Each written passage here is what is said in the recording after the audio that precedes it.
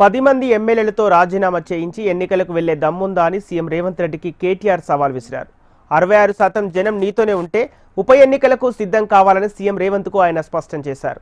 10 మంది ఎమ్మెల్యేలు చెబుతున్నా అసెంబ్లీ స్పీకర్కు వినపడటం లేదా అని ఆగ్రహం వ్యక్తం చేస్తున్నారు. సిరిసిల్లలోని జిల్లా బీఆర్ఎస్ పార్టీ కార్యాలయంలో పంచాయతీ సర్పంచులుగా నూతనంగా ఎన్నికైన వారిని కేటీఆర్ ఘనంగా సన్మానించారు. ముఖ్యమంత్రి గారు హైదరాబాద్లో ఆయన ప్రెస్ మీట్ పెట్టి చెప్తున్నాడు. 5 నిమిషాలలో మాట మార్చిండు ముఖ్యమంత్రి. మొదలు ఏమన్నాడు, మేము 66% గెలిచినాం, ఇది రాష్ట్రంలో మేము 66% గెలిచినామని మొదలు డైలాగులు కొట్టిండు. ఇది మా ప్రభుత్వానికి ప్రజలు ఇచ్చిన ఆశీర్వాదం అని మొదలు డైలాగ్ కొట్టిండు. అతనికి 5 నిమిషాలకే మాట మార్చిండు.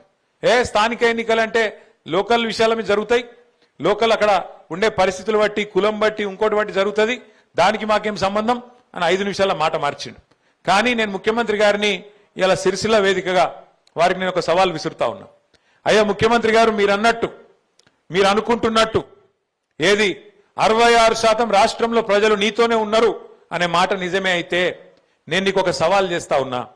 మా ఎమ్మెల్యేలు ఒక 10 మందిని ఎత్తుకపోయినావు కదా, 10 మందిని ఎత్తుకపోయింది కదా, ఆ 10 మందికి దమ్ముంటే రాజీనామా పెట్టి ప్రజలు చెప్తారు ఎవరు ఎక్కడున్నారు, ఎవరి శాతం ఎంత, ఎవరి బతికెంత, ఎవరి ఎత్తు ఎంత, ఎవరి పొడువు ఎంత ప్రజలు తెలుస్తారు. 10 మందితో రాజీనామా పెట్టి రా ఎలక్షన్లకు. నిజంగా 10 మందిని చూస్తే కూడా నాకు నవ్వాలని ఏడవాలని తెలుస్తలేదు. నిన్న స్పీకర్ గారు మనం వాళ్ళ